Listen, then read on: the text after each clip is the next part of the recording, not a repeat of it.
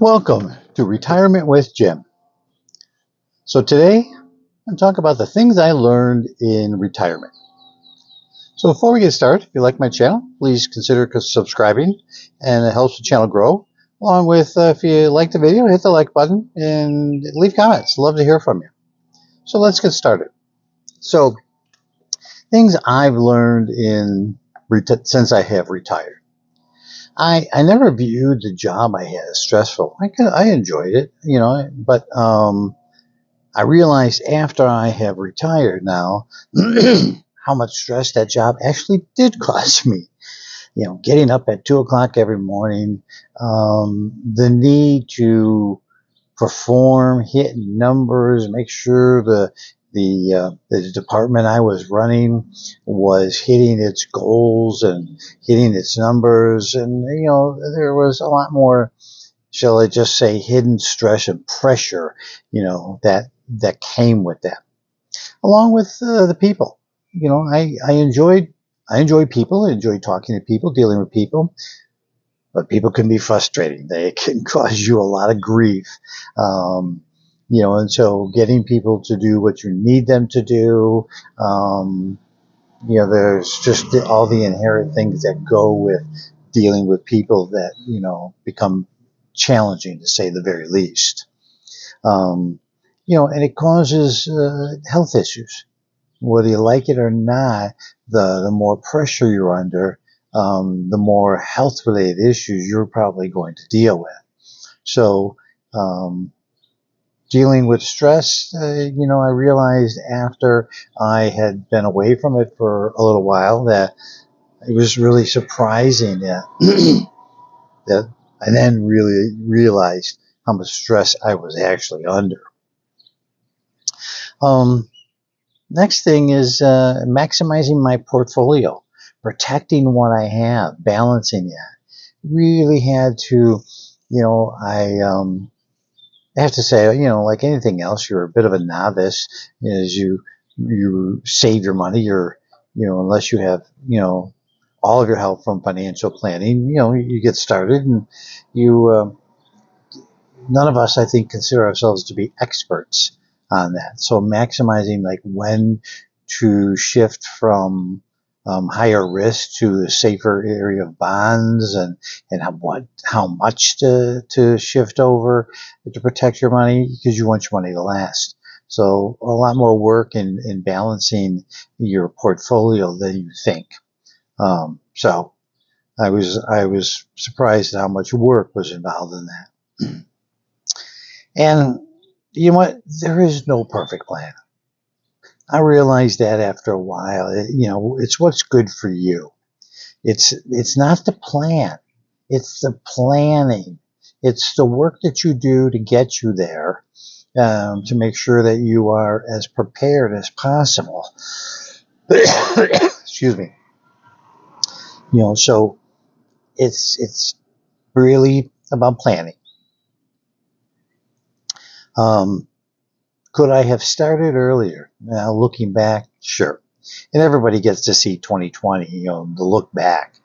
Do I wish I had started earlier? Sure. I would have saved more. I would have, taken a better look at expenses and realized what I could cut out early. Things that could help me have saved more money. And the other thing, the next thing on my list is expenses while you're still working. Now, so for instance, the house my wife and I had bought, when we bought that house, we bought it, one, because we liked it, but two, they had just had the roof replaced 5 months earlier. It was a huge, savings. So now there were some things that I had to do to put into the house. It did not have a water softener system, and I put one in, and that cost me a whole lot more than I was anticipating. Well worth it. It really helps all of your appliances and your plumbing. It all helps it last. But you want to do all of that while you have income. So think about, if you're thinking about it, you want to think about it while you're still working, to get rid of as many of those big time expenses as you can. So by the time you go into retirement, you are set to go. And the one thing I wasn't prepared for, I have to admit, taxes. I am not a tax guy, and I don't, I by no means consider myself a tax expert.